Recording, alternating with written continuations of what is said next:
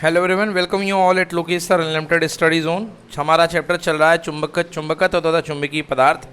और कल मैंने अंतिम क्लास में आपको परमाणु का इलेक्ट्रॉन मॉडल डेवलप किया था और बताया था कि अगर एक इलेक्ट्रॉन जो है वृत्ताकार कक्षा में घूम रहा है तो उसका जो चुंबकीय आघूर्ण बनेगा वो कितना बनेगा, EV/2। बोलिए हाँ या ना।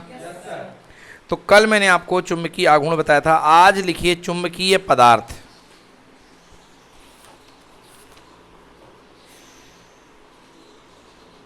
चुंबकीय पदार्थ।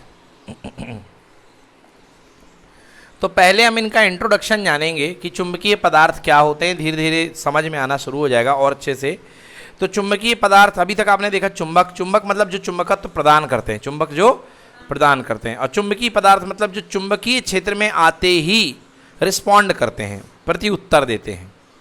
चुंबकीय क्षेत्र में आते ही प्रति उत्तर देते हैं। जैसे फॉर एग्जाम्पल, मैंने अगरबत्ती लगाई, मैंने क्षेत्र दिया, उसको अगरबत्ती को सूंघ करके आपने क्या कहा, ये आपका उत्तर है। क्या है आपका उत्तर? बड़ा मज़ा आ गया है ना। ये आपका उत्तर होता है इस तरीके से।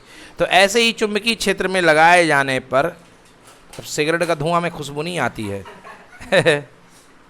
अब ऐसे ही लगाए जाने पर, उन्होंने बोले सर ठीक है, ऐसे ही चुंबक लगाए जाने पर जो है, हाँ बस बस बस बस चलो, चुंबक लगाए जाने पर, जैसे आपने कोई यहाँ पर चुंबक लगा रखा है, नॉर्थ साउथ लगा रखा है, ठीक है ना। अब यहाँ पर कोई आपने चुंबकीय पदार्थ रखा है, ये चुंबकीय पदार्थ आपने रखा है। आप इसका यदि देखना चाहते हैं तो घर में कोई चुंबक हो तो उसके सामने अलग अलग पदार्थों को रखिएगा। एक बार पीतल रखिएगा, एक बार लोहा रखिएगा, एक बार स्टील रखिएगा, एक बार कुछ भी रखिएगा। समझ गए ना। और आज आपने चिपकाया होगा, लोहे की चाबी से चुंबक बड़े आराम से चिपक जाता है ना, और बड़ी तेजी से चिपक। मगर जो आपके घर में चम्मच होता है, चम्मच, स्टील का चम्मच, उससे चिपकता नहीं है। मतलब अलग अलग मटेरियल के प्रति, अलग अलग पदार्थों के प्रति चुंबकीय क्षेत्र में व्यवहार क्या होता है, अलग अलग। तो इस तरीके से हम पढ़ने जा रहे हैं कि कौन कौन से चुंबकीय पदार्थ हैं और उनका चुंबकीय व्यवहार क्या क्या है, ठीक है ना। तो चलिए सबसे पहले लिखिए अनुचुंबकीय पदार्थ। अनुचुंबकीय, हाँ 3 प्रकार हैं। लिखिए चुंबकीय पदार्थ के प्रकार, चुंबकीय पदार्थों के प्रकार, टाइप्स ऑफ मैग्नेटिक मटेरियल।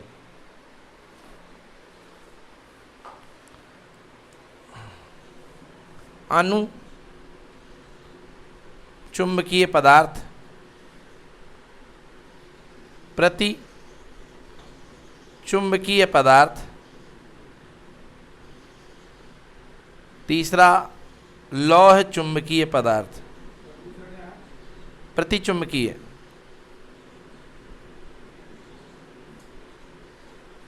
चलिए अनुचुंबकीय, प्रतिचुंबकीय,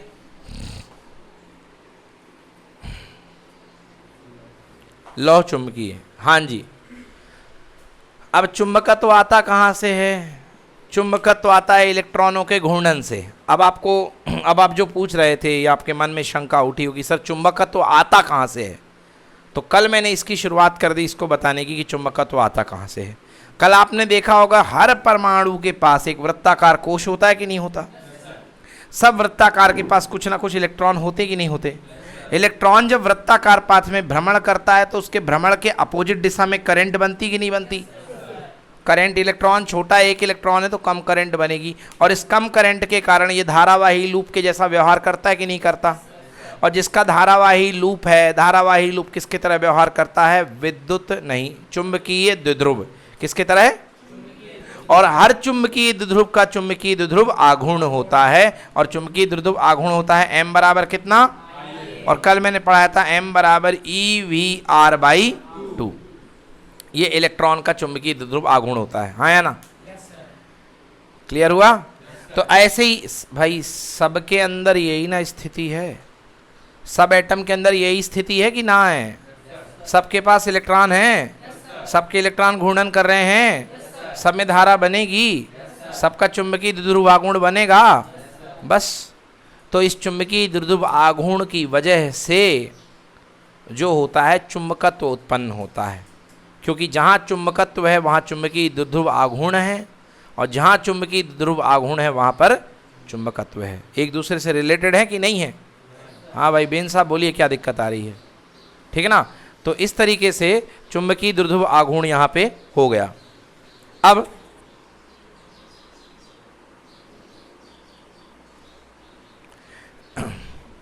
अब देखिए, तो चुंबकीय द्विध्रुव आघूर्ण मैंने बता दिया। अब तीन प्रकार के पदार्थ होते हैं। एक मैंने बताया आपको अनुचुंबकीय, एक होता है प्रतिचुंबकीय और एक होता है लौह चुंबकीय। अणु का पहला शब्द है आ। क्या शब्द है?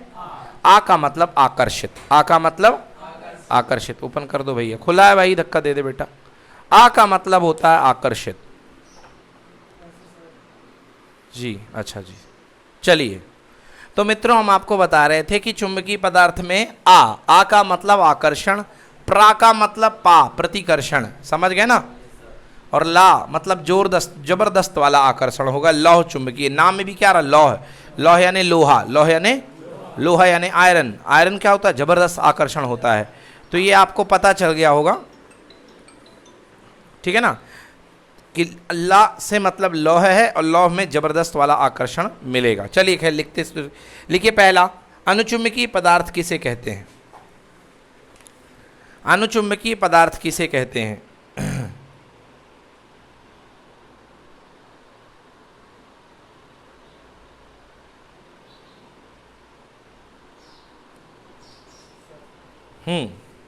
अनुचुंबकीय पदार्थ किसे कहते हैं? अनु मतलब अनुदिश, अनु मतलब या अनुदैर्ध्य। अब जैसे मान लीजिए आपका क्षेत्र ये है, आपका क्षेत्र की दिशा ये है, हाँ है ना, आपने इसके अंदर अनुचुंबकीय पदार्थ को लाया तो इसमें भी क्षेत्र इसी दिशा में अग्रसर हो जाएगा, इसी दिशा में क्षेत्र अग्रसर हो जाएगा। समझते हो ना? देखो भाई, अगर देखो तुमने बहुत चुंबकित किया होगा चीज़ों को। एक मैग्नेट है, मैग्नेट में तुम चाबी को छुआ दो, छुआ दी चाबी। अब ये बताओ ये चुंबक का काम करती कि नहीं करती है? अब इस चाबी में अगर पिन लटकाओगे तो अपने आप चपकेगी कि नहीं चपकेगी? मतलब ये फील्ड लाइन इसके अंदर भी अग्रसर हो गई, हाँ है ना, ये फील्ड लाइन इसके अंदर भी अग्रसर। तो इसको बोलते हैं अपन चुंबकन। क्या बोलते हैं? चुंबकीय क्षेत्र इसके अंदर प्रसारित हो जाएगा। लिखिए अनुचुंबकीय पदार्थ। अनुचुंबकीय पदार्थ वे पदार्थ होते हैं,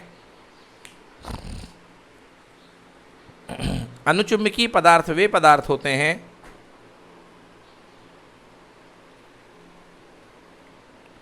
जो चुंबकीय क्षेत्र में रखे जाने पर, जो चुंबकीय क्षेत्र में रखे जाने पर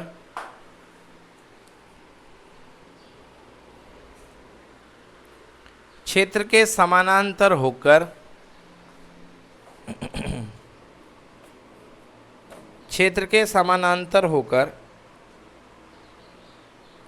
क्षीण, क्षीण मतलब मरेला, एकदम अल्प चुंबकत्व, क्षेत्र के समानांतर होकर अल्प चुंबकत्व, अति अल्प, अल्प को बोलते हैं क्षीण। क्या बोल दिए? क्षीण चुंबकत्व, ठीक है ना। हाँ, क्षीण चुंबकत्व। जैसे मैं आपको 100% का पढ़ाऊँ और आपको 5% समझ में आए, समझ गए ना, तो ये क्या है? क्षीण है ना। अल्प चुंबकत्व या क्षीण चुंबकत्व धारण कर लेते हैं,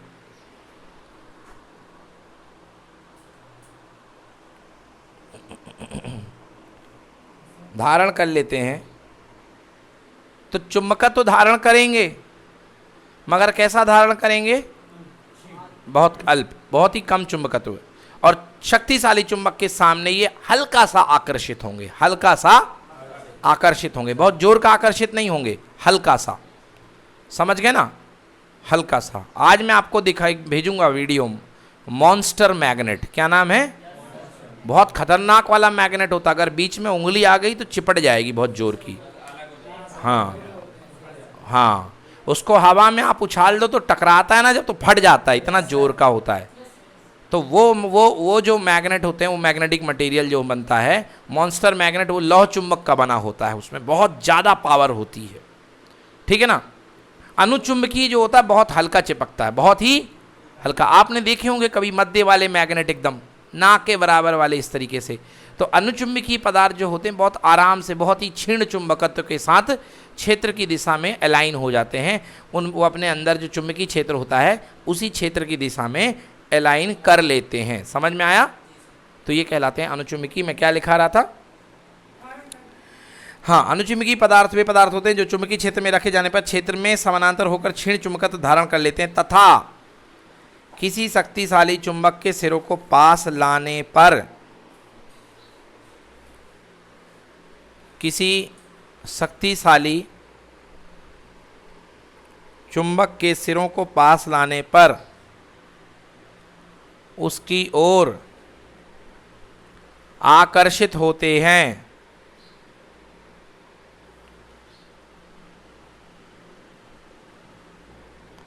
उसकी ओर आकर्षित होते हैं।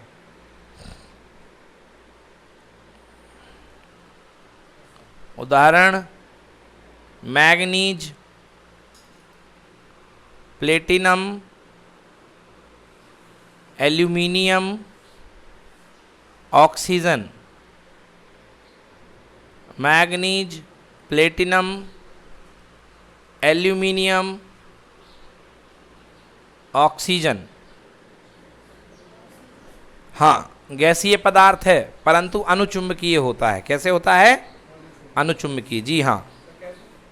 अब आपने ये थ्योरी पिछले वर्ष पढ़ी होगी। अगर आपने क्वांटम नंबर पढ़े हैं, क्वांटम नंबर में चौथी क्वांटम नंबर आती रही है वही, हाँ, चक्रीय। तीसरी थी मैग्नेटिक क्वांटम नंबर, हाँ या ना, और चौथी थी क्या? चक्रीय क्वांटम नंबर। तो जब आप फिल करते रहे हो तो आप ऑर्बिटल थ्योरी जब फिल करते थे तो ऐसे दो चोंच बनाते थे, हाँ या ना। तो यदि ऊपर वाला जाता था तो अनुचुंबकीय और नीचे वाला जाए तो प्रतिचुंबकीय। याद आया? तो ये वही वाली थ्योरी है कि उसमें लास्ट वाला इलेक्ट्रॉन कैसा जा रहा है, उससे तय होता था कि कौन अनुचुंबकीय है और कौन प्रतिचुंबकीय है। तो ये केमिस्ट्री का पार्ट है। हमको केवल यहाँ तक ये जानना है कि कौन सा अनुचुंबकीय है और कौन सा प्रतिचुंबकीय है। आई बात समझ में जी? चलिए, चक्रण क्वांटम संख्या ऐसा कुछ करके पढ़ा होगा आप लोगों ने, ठीक है ना। तो ये बता दिया मैंने आपको, अनुचुंबकीय, प्रतिचुंबकीय। तो समझिए होता क्या है, मटेरियल में होता क्या है। अगर आप इसको अनुचुंबकीय, ये चुंबकित तो होंगे मगर बहुत तेजी से होंगे कि बहुत कम होंगे? बहुत कम, क्षीण चुंबकत्व। तो यदि आप इनको चुंबकीय क्षेत्र में रखेंगे तो क्या हाल होंगे? यहाँ पर कितनी लाइन दिख रही हैं आपको? 5। एक और बढ़ा लो भाई साहब, कितनी हो गई? 6। तो ये जो होंगी 6 में से 2 लाइन अपने अंदर जान देंगे। ये इस तरीके से, इसको थोड़ा नीचे कर लो तो समझ में आएगा। ऐसा, हाँ, बिल्कुल सीधी चली जाएंगी, धातु है ना। और इसके बाद ये लाइनें पूरी बाहर से, मतलब हम बस इतना हमें चुंबकत्व चाहिए है, क्षीण चुंबकत्व। कैसा चाहिए है? क्षीण चुंबकत्व, कम चुंबकत्व। ठीक है ना? आ गया समझ में ना? तो बना लो इसको मॉडल। सर मतलब ये अदर लाइनों को प्रतिकर्षित भी करता है? नहीं, प्रतिकर्षित नहीं करेगा, अंदर नहीं आने देगा। हमें ज़रूरत नहीं है, हमें ज़रूरत नहीं है। यस, नोट कर लीजिए।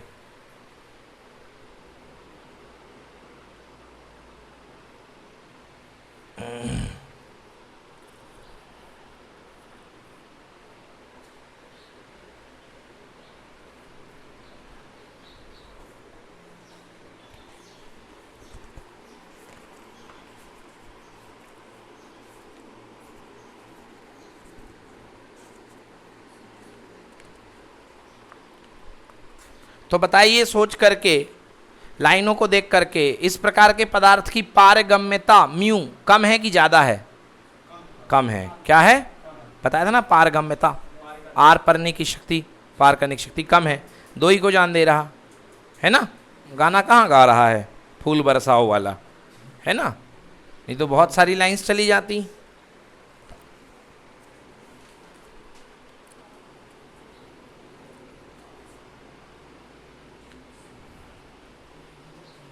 लिख लिया? अगला लिखें, प्रतिचुंबकीय पदार्थ क्या होते हैं?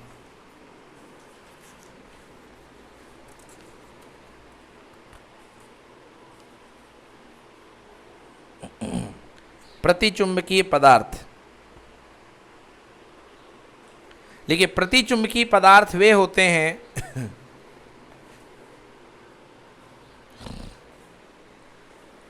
प्रतिचुंबकीय पदार्थ वे होते हैं जो चुंबकीय क्षेत्र में रखे जाने पर क्षेत्र की विपरीत दिशा में चुंबकित हो जाते हैं। क्षेत्र की विपरीत दिशा में चुंबकित हो जाते हैं।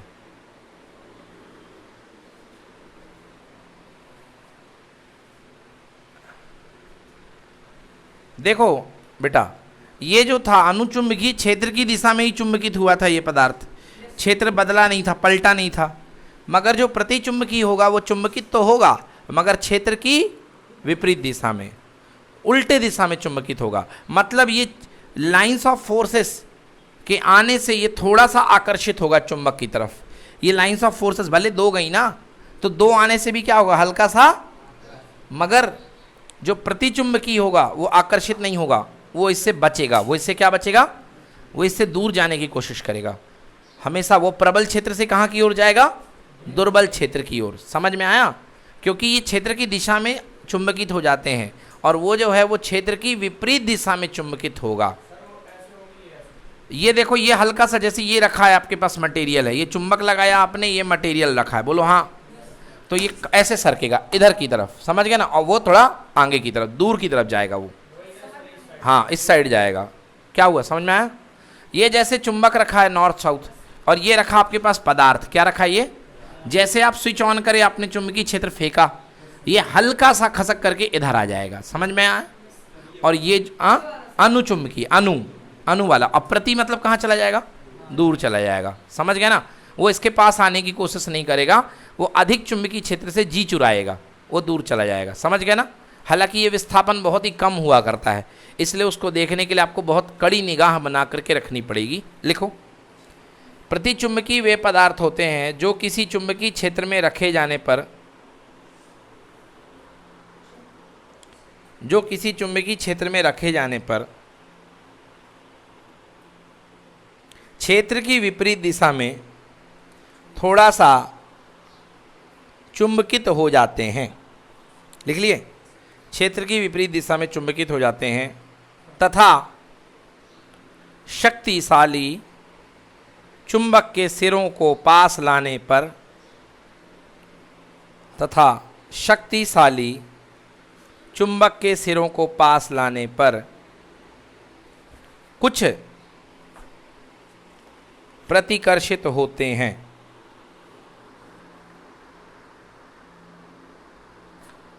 कुछ प्रतिकर्षित होते हैं। उदाहरण लिखो, उदाहरण bismuth, bismuth, bismuth, BI chemistry में है ना, एलिमेंट तत्व है ना, BI बिस्मथ, हाँ BI बिस्मथ, ठीक है ना, ठीक है ना, नाइट्रोजन फैमिली का element, nitrogen, phosphorus, arsenic, antimony, bismuth, ठीक है ना, क्लियर हो गया? याद है कि नहीं याद है? नाइट्रोजन, फास्फोरस, आर्सेनिक, एंटीमनी और बिस्मथ। तो ये बिस्मथ एलिमेंट है, ये क्या होता है, प्रतिचुंबकीय। क्या होता है, प्रतिचुंबकीय। अगला लिखो, अगला फास्फोरस, इसी के ग्रुप का फास्फोरस। फास्फोरस क्या है, धातु की अधातु, बोलो? अधातु है। क्या है, अधातु, हाँ फास्फोरस अधातु होता है। फास्फोरस वायु, वायु कई सारी गैसेस हैं। हाइड्रोजन, हाइड्रोजन, बस काफ़ी है। अब लिखिए अगला, लौह चुंबकीय पदार्थ,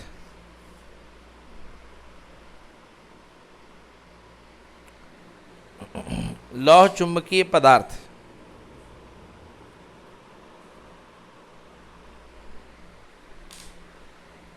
लिखिए, लौह चुंबकीय पदार्थ वे पदार्थ होते हैं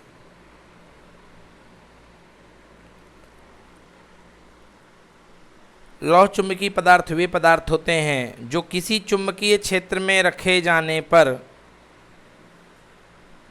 जो किसी चुंबकीय क्षेत्र में रखे जाने पर क्षेत्र की दिशा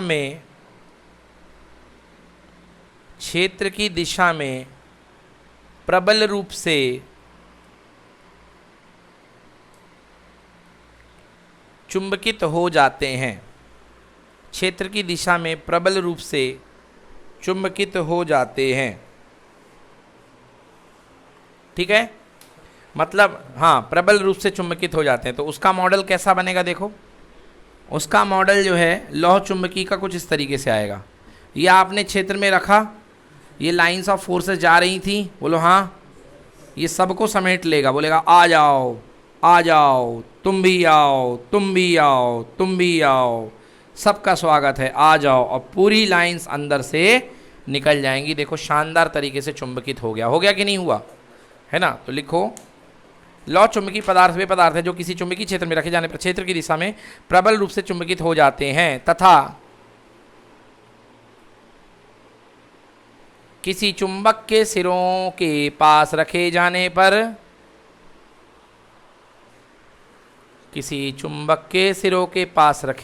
पर तेजी से उसकी ओर आकर्षित होते हैं।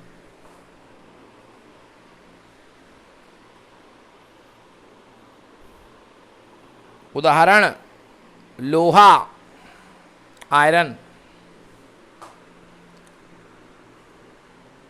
आयरन की सबसे अच्छी क्वालिटी होती है इस्पात। क्या होती है?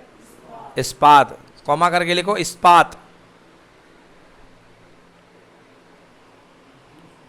इस्पात।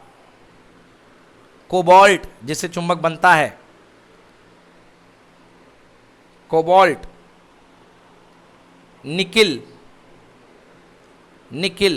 निकिल तो देखे हैं सब लोग, है ना? नहीं देखे?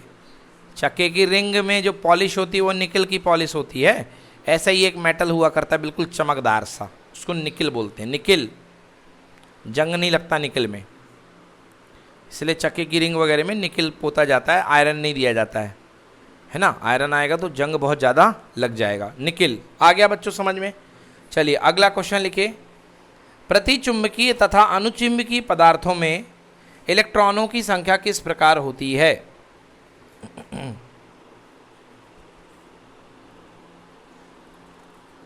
प्रतिचुंबकीय तथा अनुचुंबकीय पदार्थों में इलेक्ट्रॉनों की संख्या किस प्रकार होती है? मैंने बताया कि प्रतिचुंबकीय में इलेक्ट्रॉनों की संख्या क्या होगी? सम। क्या होगी? सम। याद आया? प्रतिचुंबकीय में इलेक्ट्रॉनों की संख्या क्या होगी? और अनुचुंबकीय में इलेक्ट्रॉनों की संख्या क्या होगी? विषम। नोट करो, लिखो। हाँ लिखो, क्वेश्चन लिखाया हूं। प्रतिचुंबकीय तथा अनुचुंबकीय पदार्थों में इलेक्ट्रॉनों की संख्या किस प्रकार होती है? उत्तर लिखें। प्रतिचुंबकीय पदार्थों में, प्रतिचुंबकीय पदार्थ के परमाणुओं में, पदार्थों में नहीं, प्रतिचुंबकीय पदार्थ के परमाणुओं में इलेक्ट्रॉनों की संख्या सम होती है तथा अनुचुंबकीय पदार्थ के परमाणुओं में इलेक्ट्रॉनों की संख्या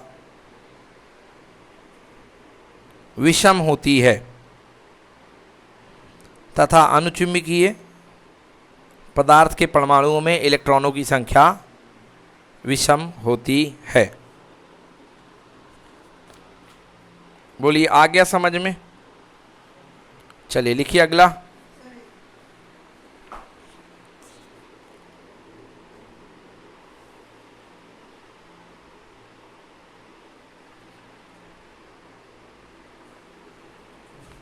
अगला प्रश्न लिखिए। देखिए ये तो आप केमिस्ट्री का टॉपिक जब आपने पढ़ा होगा, इलेक्ट्रॉन मॉडल बनाया होगा, तो अनुचुंबकीय पदार्थ के परमाणुओं में इलेक्ट्रॉनों की संख्या क्या होती है? सम। और प्रतिचुंबकीय में इलेक्ट्रॉनों की संख्या क्या होती है? विषम। जैसे एग्जाम्पल के लिए ऑक्सीजन है ना, ऑक्सीजन मैंने क्या बताया? प्रतिचुंबकीय। ऑक्सीजन क्या बताया? देखो जरा, ऑक्सीजन क्या लिखा है मैंने? अनुचुंबकीय लिखाया है। अरे वायु की बात कर मत करो, वायु तो मिश्रण है बेटा। हाँ, तो अनुचुंबकीय में मैंने इसमें लिखाया है ऑक्सीजन। हाँ, अनुचुंबकीय पदार्थ किसे कहते हैं, उदाहरण दीजिए। और मैंने बताया प्रतिचुंबकीय पदार्थों में इलेक्ट्रॉनों की संख्या सम होती है और अनुचुंबकीय पदार्थ के परमाणुओं में इलेक्ट्रॉनों की संख्या विषम होती है।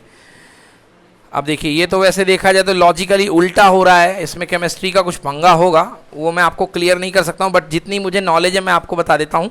जब आप क्वांटम संख्या पढ़ते रहे हैं तो आप इसको भरा करते थे ऑर्बिटल को, है ना, ये वहीं से कुछ कुछ रिलेटेड है। अच्छा, दूसरी चीज़ क्या है कि आप एक ऑक्सीजन को देख रहे हो, मगर ऑक्सीजन क्या होता है जब बनता है तो O2 क्या होता है कि नहीं होता है? ऑक्सीजन अणु जब बनता है तो क्या होता है, परमाणु बनता है तो क्या बनता है, O2, यस और नो? ऑक्सीजन मॉलिक्यूल जब बनता है, अणु बनता है, तो इसका जो फॉर्मूला होता है O2 होता है। और ये कैसे बनता है, संकरण से। कैसे बनता है ये तो जानते हो ना, हाइब्रिडाइजेशन, संकरण यार, संकरण, ऑर्बिटलों का अति व्यापन वगैरह होता है यार। आप थोड़ा तो नॉलेज रखो यार। हाँ, वही SPDF जो भी है, तो आप इसको पढ़ते थे तो याद करो, इसका एटॉमिक नंबर होता था 2 और कितना 6, 2 और कितना 6। अब इसमें 2 में सबसे पहले बनता था भैया 1s2, बोलो हाँ, और फिर यहाँ पे बनता था कितना 2s2, और 2p के 3 ऑर्बिटल, हाँ 1 2 और कितने 3, 2p6 हुआ करते थे, है ना। तो सबसे पहले इस, हाँ क्या हुआ, काय को होगा 2p4, 2s2 2p6 होते थे ना। हाँ, क्यों हो जाएंगे 10? तो मैं पूरे थोड़ा ना भर रहा हूँ, खाली हो जाएंगे ना भाई साहब, है ना, खाली हो जाएंगे। चलो ये 2s2 1 2, हाँ या ना, 2 और 2 4 हो गए, और 5 और 1 कितना हो गया 6। आई बात समझ में? तो इनको देख करके वो अंदाजा लगता है कि किस तरीके से अनुचुंबकीय होंगे, किस तरीके से वो प्रतिचुंबकीय होंगे। आपसे निवेदन है कि ये अपने केमिस्ट्री शिक्षक से आप पूछें, इससे ज़्यादा जानकारी वो कैसे अनुचुंबकीय होता है, कैसे प्रतिचुंबकीय होता है। और इस बार आपको डी ब्लॉक एलिमेंट पढ़ना है। क्या पढ़ना है? अब डी ब्लॉक क्या है ये जानते हो कि नहीं जानते हो? केमिस्ट्री में जो ये बीच वाले ग्रुप होते हैं इनको बोलते हैं अपन डी ब्लॉक। क्या बोलते हैं? इसके लेफ्ट में 2 S बैठे रहते हैं, बोलो हाँ। ऊपर वाला लीना की डबड़ी सस्ती फ्री, और इधर बेटा मांगे कार स्कूटर बाप राजी, हाँ या ना। इसके बाद में स्कैंडियम से सीरीज शुरू होती है, ये बीच में पूरे रहते हैं। ये आपके इस साल 12th में है पूरा, हाँ या ना। अब पूरे के पूरे क्या मेटल हैं, ज़्यादातर क्या है इसमें मेटल। तो उनके सब के आपको अनुचुंबकीय और प्रतिचुंबकीय बिहेवियर पढ़ना है, तो वहाँ पे ये लॉजिक क्लियर हो जाएगा, ठीक है ना। अभी के लिए जो मैंने लिखाया है जानकारी देख करके कि प्रतिचुंबकीय में परमाणुओं में इलेक्ट्रॉनों की संख्या सम होती है और अनुचुंबकीय में इलेक्ट्रॉनों की संख्या विषम होती है, ठीक है।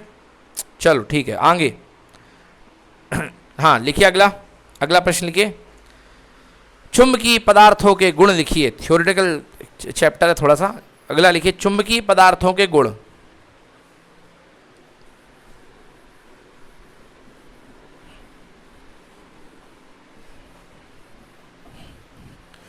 चुंबकीय पदार्थों के गुण, तो भैया 3 प्रकार के चुंबकीय पदार्थ हैं और तीनों के गुण हमें बारी बारी से पढ़ने पड़ेंगे।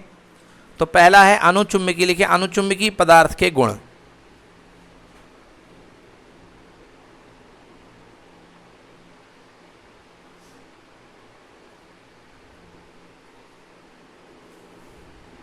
ठीक है ना, ठीक है बच्चों। देखिए,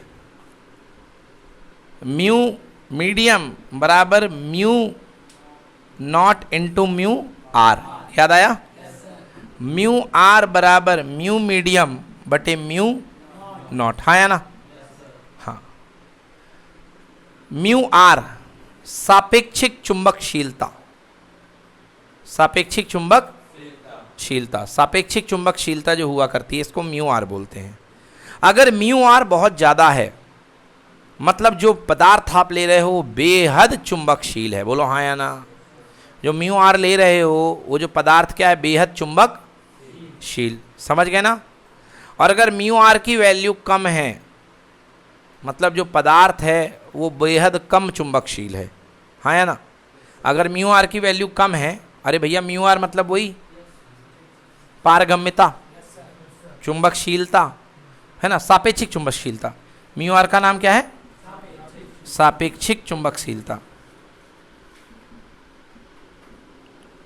तो यार सीधी सी बात है, अगर इसकी वैल्यू ज़्यादा होगी इसका मतलब ज़्यादा चुंबकशील होगा, और वैल्यू कम होगी तो इसकी वैल्यू इसका कम चुंबकशील होगा। बोलो हाँ या ना? ठीक, अच्छी बात है। अब जो है चुंबकशीलता कभी निगेटिव नहीं हो सकती है, चुंबकशीलता कभी निगेटिव नहीं हो सकती है। इसका वैल्यू हमेशा 0 से बड़ी होती है, हमेशा 0 से बड़ी होती है। 0 से क्या होती है? क्योंकि 0 से छोटा क्या हो जाएगा? नेगेटिव। 0 से छोटा क्या हो जाएगा? नेगेटिव। माइनस का कोई बात ही नहीं है यहाँ पे, कहाँ से माइनस लाऊं? एलजेब्रा थोड़ा ना लग रहा मैथमेटिक्स का, बीज गणित की माइनस आ जाए। मतलब जो भी इसकी वैल्यू होगी वो धनात्मक होगी। क्या होगी? धनात्मक। तो खैर हम टॉपिक पढ़ रहे थे अनुचुंबकीय पदार्थों के गुण। तो अनुचुंबकीय पदार्थों के गुण भाई साहब निकालो बेटा, तुम्हारे पास बुक थी ना, लाए हो? अध्ययन दिग्दर्शिका निकालो भाई।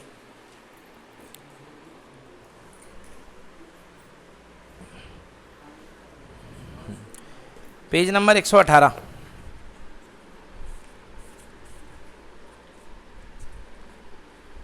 पढ़िए पहला आंसर, अनुचुंबकीय पदार्थों के गुण। फर्स्ट, अनुचुंबकीय पदार्थ शक्तिशाली चुंबकों द्वारा आकर्षित होते हैं।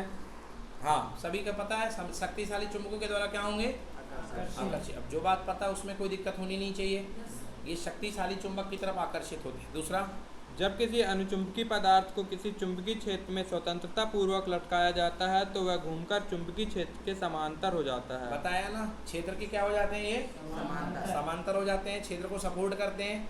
तीसरा पढ़े बेटा, जब किसी चुंबकीय पदार्थ को किसी असमान चुंबकीय क्षेत्र में रखा जाता है तो वह कम तीव्रता वाले भाग से अधिक तीव्रता वाले भाग की ओर चलने लगता है। बेशक जाएंगे कम तीव्रता से लेके अधिक तीव्रता, क्योंकि चुंबकीय क्षेत्र को पसंद करते हैं, थोड़ा ही करते हैं मगर करते तो हैं। अगला पढ़ो, यदि किसी अनुचुंबकीय द्रव को एक यू नली में भरकर नली की एक भुजा को शक्तिशाली चुंबकीय क्षेत्र में रख दे तो द्रव उस भुजा से थोड़ा ऊपर उठ जाता है। बिल्कुल सही बात है। आइए देखते हैं इस वाली लॉजिक को, देखते हैं कि द्रव क्यों ऊपर उठेगा।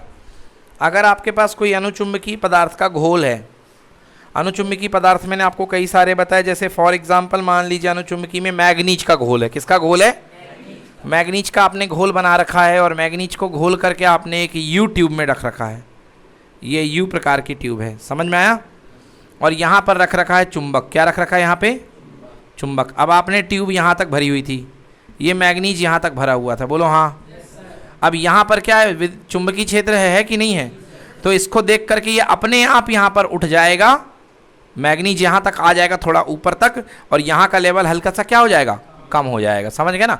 तो नॉर्मली जो लेवल बराबर होना चाहिए था वो बराबर नहीं रहेगा, वो थोड़ा सा ऊपर उठ जाएगा। समझ गए ना? अच्छा, प्रतिचुंबकीय दोगे तो इसका उल्टा हो जाएगा। प्रतिचुंबकीय मतलब प्रतिकर्षित, मतलब कम हो जाएगा, मतलब लेवल थोड़ा सा कहाँ चला जाएगा? नीचे। और ये वाला लेवल कहाँ जाएगा? ऊपर, है ना? और यदि लौह चुंबकीय दे दिया तो एल फॉर लपालप, है ना? लपालप समझते होगे, है ना? ऊपर की तरफ लपालप चढ़ जाएगा। समझ गए ना? संभवतः इतना तो नहीं होता है कि लिक्विड बाहर आ जाए, है ना? देख लीजिएगा अभी। चलिए कहाँ पर थे हम लोग? हाँ, पढ़ रहे थे। तो भैया लास्ट वाला पढ़ देता हूँ मैं एक बार। अनुचुंबकीय पदार्थों, यदि किसी अनुचुंबकीय द्रव को यू नली में भरकर एक नली की भुजा को शक्तिशाली चुंबकीय क्षेत्र में रख दें तो द्रव उस भुजा से थोड़ा सा ऊपर उठ जाता है। दिग्दर्शिका सबको ग्रुप में सेंड कर दी ना? मिल गई है? ग्रुप में आप ऐड होइए, ठीक है ना? तो दिग्दर्शिका सबके पास है, ये वाली नोट्स देख लीजिएगा। हाँ सेंड कर दिया ना मैंने, स्कूल ग्रुप में भी आप लोग को भी। हाँ तो भेज, उससे शेयर कर लीजिएगा, डोंट वरी। चलिए अब बात करते हैं, एक बार फिर भेज दूंगा, डोंट वरी। अगला है प्रतिचुंबकीय पदार्थों के गुण। क्या है? हाँ भैया पढ़ो भैया, प्रतिचुंबकीय पदार्थों के गुण। प्रतिचुंबकीय पदार्थ शक्तिशाली चुंबक से प्रतिकर्षित हो जाते हैं। पता है ना? शक्तिशाली चुंबक से क्या होते हैं? अगला, जब किसी प्रतिचुंबकीय पदार्थ को किसी चुंबकीय क्षेत्र में स्वतंत्रता पूर्वक लटकाया जाता है तो वह घूमकर चुंबकीय क्षेत्र के लंबवत हो जाता है। अभी मैंने बताया था चुंबकीय क्षेत्र से दूर जाते हैं। क्या जाते हैं? चुंबकीय क्षेत्र से मगर सत्य ये है कि चुंबकीय क्षेत्र से दूर तो जाएंगे मगर एकदम से स्लाइड नहीं होंगे, वो घूम करके मुंह फेर लेंगे। समझ गए ना? मतलब यदि कोई मैग्नेटिक मटेरियल, आपने कोई तार लटका रखी है, ये देखिए कोई आपके पास चुंबकीय क्षेत्र है, बोलो हाँ। अब अभी आपके पास ये अनुचुंबकीय पदार्थ था तो तार मतलब कोई पट्टी ऐसी थी, क्योंकि ये चुंबकीय क्षेत्र के एलोंग हो गई थी। एलोंग मतलब अनुदिश, क्या हो गई थी? अनुदिश। अब जैसे ही आप यहाँ पर ये पट्टी आप बदल देंगे, इसकी लगा देंगे, किसकी? प्रतिचुंबकीय की। समझ गए ना? तो ये शर्मा करके ऐसी हो जाएगी। समझ में आया? मतलब हम तुम्हारे अंदर से कोशिश करेंगे कि हमारे कम से कम गुजरो, कम से कम। इसमें ज़्यादा गुजर रहे थे और इसमें क्या है, कम से कम, मतलब लंबवत हो जाएगी। समझ में आया? तो इसमें देखिए क्या लिखा हुआ है, जब किसी प्रतिचुंबकीय पदार्थ को असमान चुंबकीय क्षेत्र में रखा जाता है, जब किसी प्रतिचुंबकीय पदार्थ को किसी चुंबकीय क्षेत्र में स्वतंत्रता पूर्वक लटकाया जाता है तो वह घूम करके चुंबकीय क्षेत्र के क्या हो जाती है, लंबवत। क्या हो जाएगी? क्योंकि यहाँ पर देखो बल रेखाओं को कम समय तक मौका मिलेगा अंदर रहने का, और यहाँ पे क्या बहुत ज़्यादा। अरे ये पट्टी इतनी बड़ी है ना, तो बल रेखाएं बहुत ज़्यादा होंगी कि नहीं होंगी, बोलो हाँ। तो उसके अणुओं को दिक्कत होगी कि नहीं होगी, और प्रति में दिक्कत कम चाहिए है, तो क्या करो, सीधे हो जाओ, निकल जाओ जल्दी से, ठीक है ना।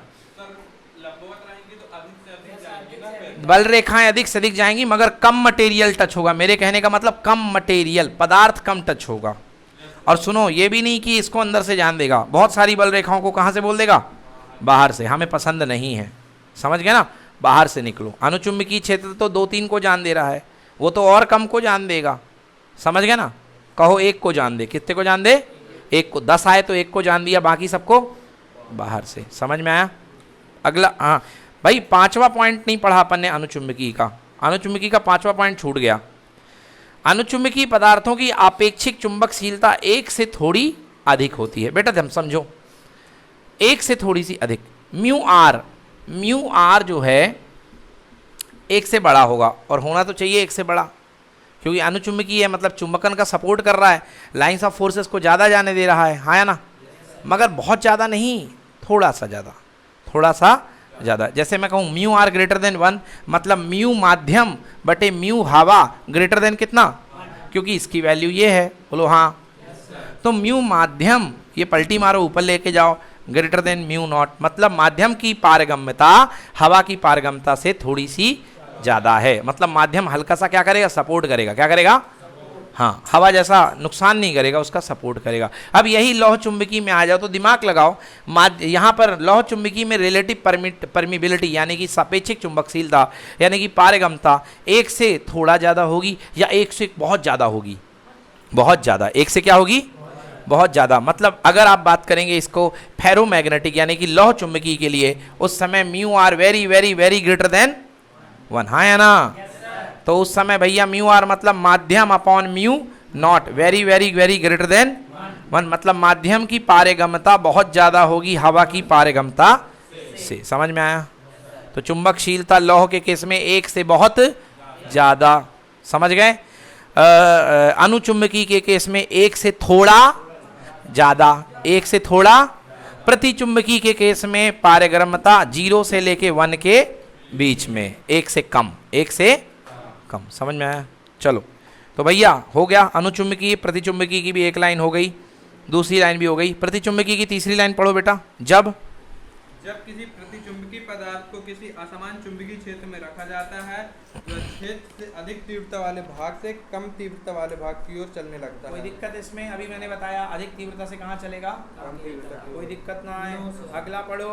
यदि किसी प्रतिचुंबकीय द्रव को यू नली में भरकर उसकी भुजा को एक शक्तिशाली चुंबकीय क्षेत्र में रख दें तो उसकी भुजा में द्रव थोड़ा सा नीचे दब जाता है। बताया ना, प्रतिचुंबकीय में द्रव कहाँ चला जाएगा, नीचे चला जाएगा, क्योंकि हमें फील्ड पसंद नहीं है। समझ गए ना? तुम आओगे तो हम शर्मा जाएंगे, शर्मा के अपना चेहरा छुपा लेंगे, नहीं दिखाएंगे, ठीक है।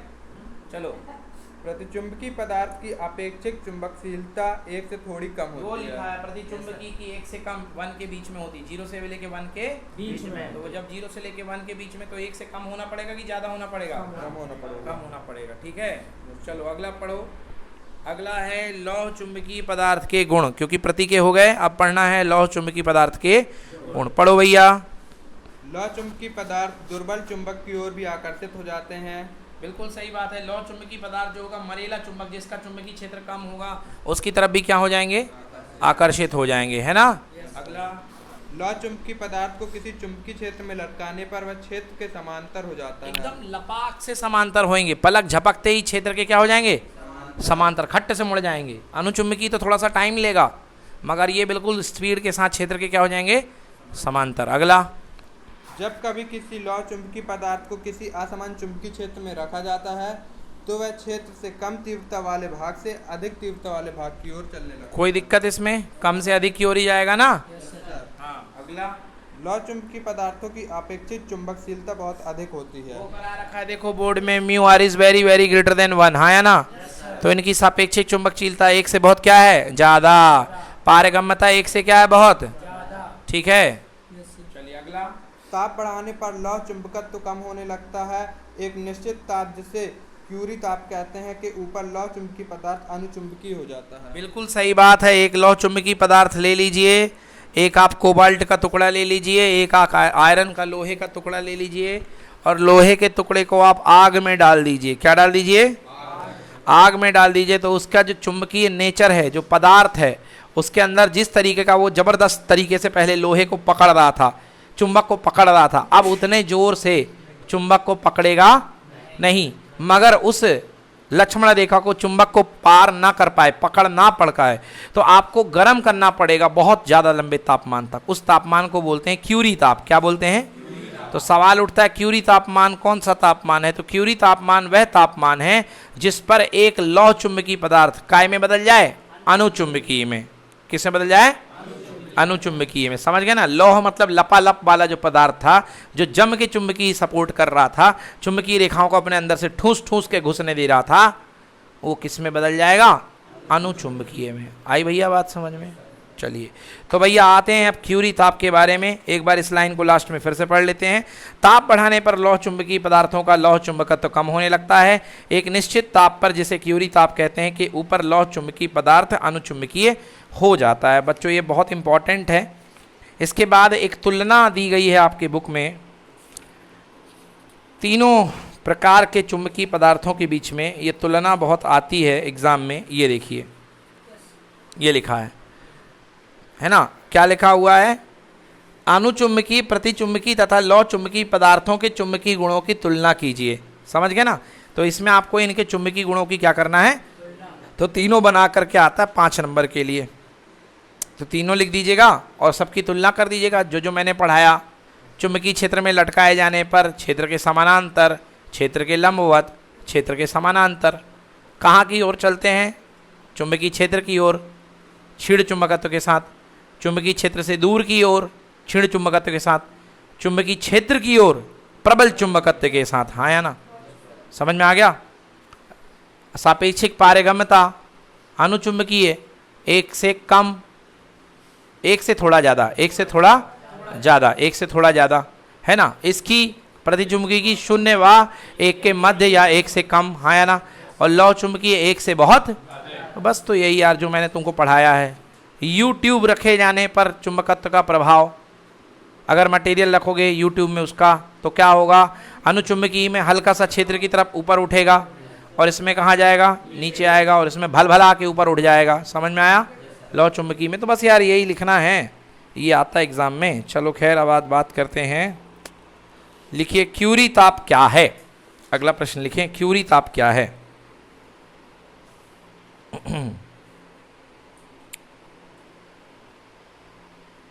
क्यूरी ताप क्या है?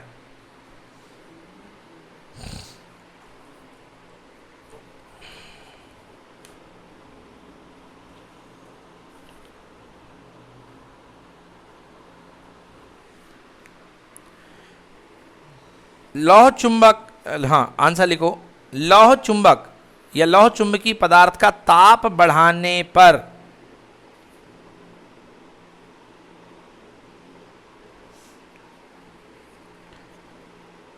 लौह चुंबक का ताप बढ़ाने पर इसका चुंबकत्व कम होने लगता है।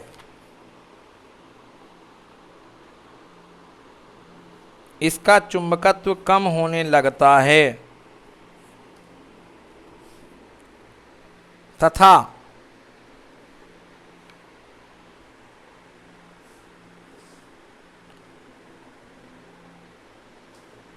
एक निश्चित ताप के ऊपर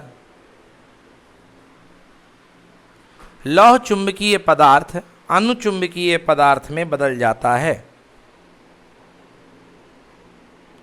एक निश्चित ताप पर लौह चुंबकीय पदार्थ अनुचुंबकीय पदार्थ में बदल जाता है।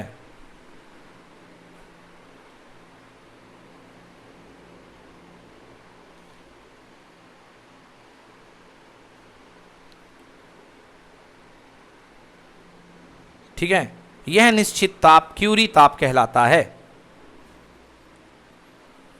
यह निश्चित ताप जो है क्यूरी ताप कहलाता है।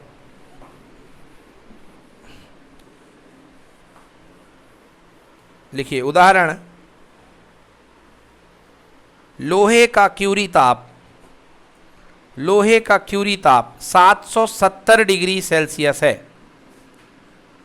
770 डिग्री सेल्सियस है ना, बहुत ज़्यादा।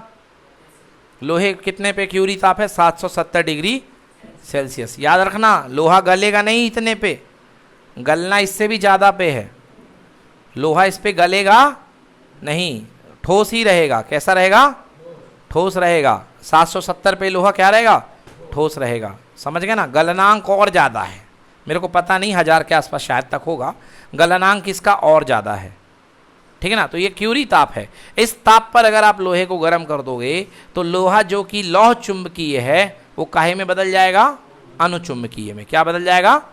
अनुचुंबकीय में। तो पहले जो अपने अंदर से लाइंस ऑफ फोर्सेस को, बहुत सारी बल रेखाओं को जाने की अनुमति दे रहा था, गर्म करने के बाद इतनी बल रेखाओं को जाने की अनुमति नहीं देगा। ठीक है ना? चलिए, नहीं नहीं होगा, बिल्कुल नहीं होगा। एक बार बिगड़ गया तो बिगड़ गया। चलो अगला लिखो। कुछ भी कर दो, कुछ नहीं होने वाला है, बस इसको आपने निपटा दिया एक बार, खेल खत्म। अच्छा, ठंडा करने का प्रभाव, ठंडा करने का प्रभाव इसमें दिया नहीं है, मैंने पढ़ा भी नहीं है, डिस्कवरी करके बस बताएंगे इसको पढ़ करके क्या होता है ठंडा करने का प्रभाव। ठीक है ना? चलिए लिखिए अगला। अगला, क्या होगा लोहे के, क्या होगा यदि लोहे के एक दंड चुंबक को पिघला दिया जाए? क्या होगा? लोहे के एक दंड चुंबक को पिघला दिया जाए, क्या उसका चुंबकत्व बना रहेगा? क्या उसका चुंबकत्व बना रहेगा?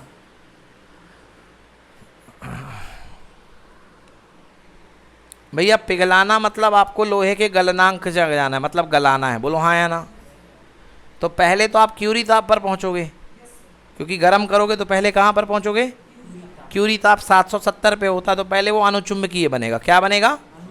तब भी आप मान नहीं रहे हो, आप और गर्म करे पड़े हो, खौला दिया आपने, गर्म करके पिघला दिया। बोलो हाँ।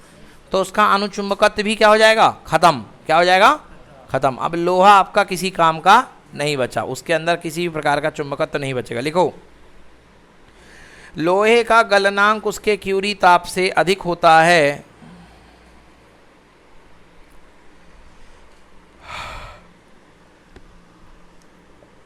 लोहे का गलनांक उसके क्यूरी ताप से अधिक होता है, अतः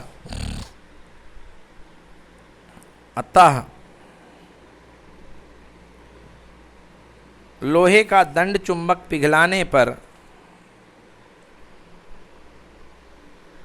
वह लौह चुंबक नहीं रहेगा एवं उसका चुंबकत्व नष्ट हो जाएगा। लौह चुंबक नहीं रहेगा एवं उसका चुंबकत्व नष्ट हो जाएगा।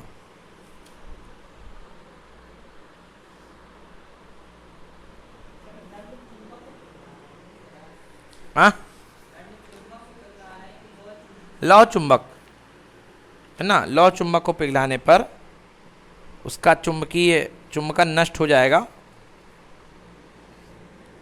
चुंबकत्व तो क्या हो जाएगा? नष्ट हो जाएगा। ठीक है?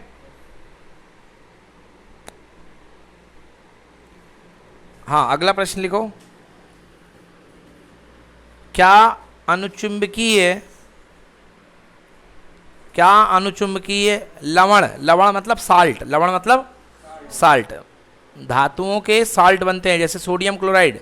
सोडियम क्या है? धातु, और सोडियम क्लोराइड क्या है? उसका साल्ट है। हाँ, तो ये लिखिए, क्या अनुचुंबकीय लवण का चुंबकत्व ताप पर निर्भर करता है?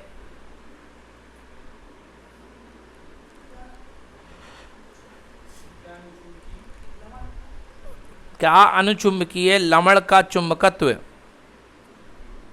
ताप पर निर्भर करता है? देखो मैंने बताया आपको अभी किसके लिए, लौह चुंबकी के लिए, कि लौह चुंबकी का कम होगा, लौह चुंबकी का क्या होगा, कम होकर के कहाँ तक पहुंचेगा, अनुचुंबकीय तक। अब आप उसको भी गर्म कर रहे हो, अब आप उसको भी क्या कर रहे हो, तो वो भी तो निपटेगा, हाँ या ना। तो लिखो क्या लौह अनुचुंबकीय लवण का चुंबकत्व ताप पर निर्भर करता है? लिखो हाँ, लिखो हाँ। ताप बढ़ाने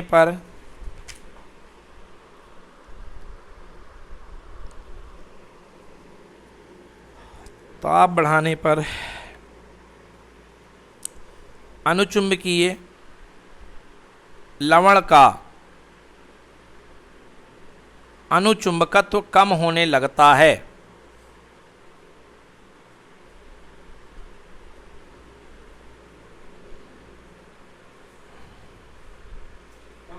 हाँ ठीक है, पैराग्राफ चेंज। यदि किसी अनुचुंबकीय लवण को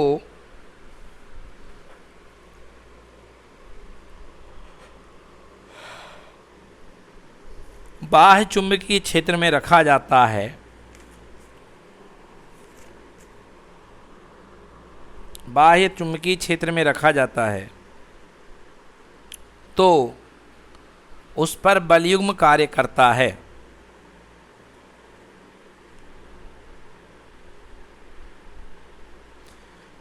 बलयुग्म कार्य करता है जो उसे क्षेत्र के समानांतर लाने का प्रयास करता है।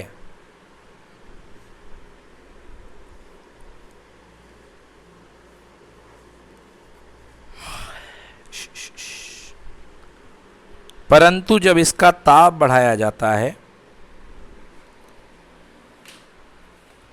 परंतु जब इसका ताप बढ़ाया जाता है तो परमाणुओं का ऊष्मीय विक्षोभ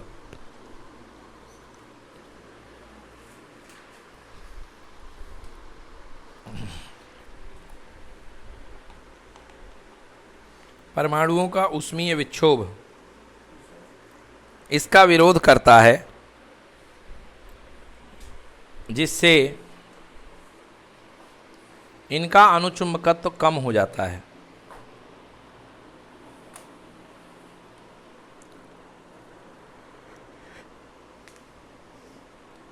अनुचुंबकत्व कम हो जाता है। अब बच्चों आप समझिए, नॉर्मल सी बात है, ताप का प्रभाव बहुत बुरा पड़ता है, सबके ऊपर पड़ता है ताप का प्रभाव। जब आपके पास कोई मटेरियल है, कोई आपके पास चुंबकीय पदार्थ है, सामान्य अवस्था में उसके इलेक्ट्रॉन वृत्तीय गति कर रहे हैं, बोलो हाँ, और अपना अपना हुई यूं बना रहे हैं, क्या चुंबकीय आघूर्ण क्या बना रहे हैं। अब उनको गर्मी लगी, क्या लगी, तो गर्मी लेके क्या होंगे, एक्साइट होंगे। तो पहले बेचारे जो ऐसे ऐसे घूम रहे थे, पता चला गर्मी लगी तो दूसरा जो घूम रहा है उसको मारे घूसा, तो वो डिस्टर्ब हो गया, हाँ या ना, है ना। अपना इस शैल में घूम रहे थे पहले आराम आराम से, पता चला ऊपर कूदने लग गए, कहाँ कूदने लग गए, तो ले दे करके इनका जो चुंबकीय आघूर्ण बन रहा है वो डिस्टर्ब होगा कि नहीं होगा, और डिस्टर्ब होने से क्या हो जाएगा, उनका चुंबकत्व तो कम होने लगेगा।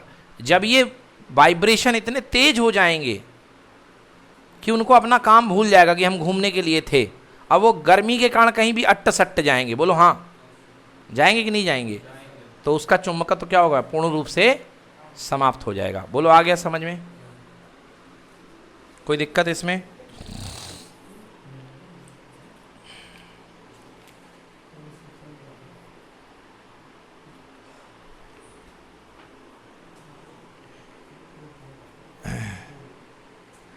चलिए अब कल अपन पढ़ेंगे, कल हमें पढ़ना है पृथ्वी का चुंबकीय मॉडल। क्या पढ़ना है, ठीक ना, तो हेडिंग डाल लीजिए, कल हम पढ़ेंगे पृथ्वी का चुंबकीय मॉडल। अब पृथ्वी एक चुंबक के जैसे कैसे व्यवहार करती है वो देखेंगे। चुंबकीय मॉडल,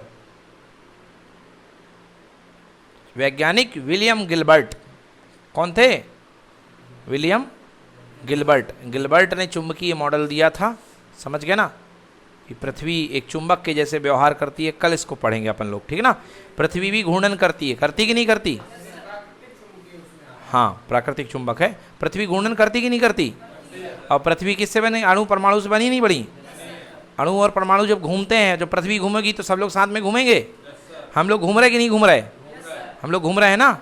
तो हम लोग के अंदर के अणु परमाणु सब घूम रहे हैं, इलेक्ट्रॉन भी घूम रहा है, तो उसका सबका चुंबकीय क्षेत्र होगा कि नहीं होगा? यस। तो हम लोगों का भी चुंबकीय क्षेत्र होता है। क्लियर हो गया ना?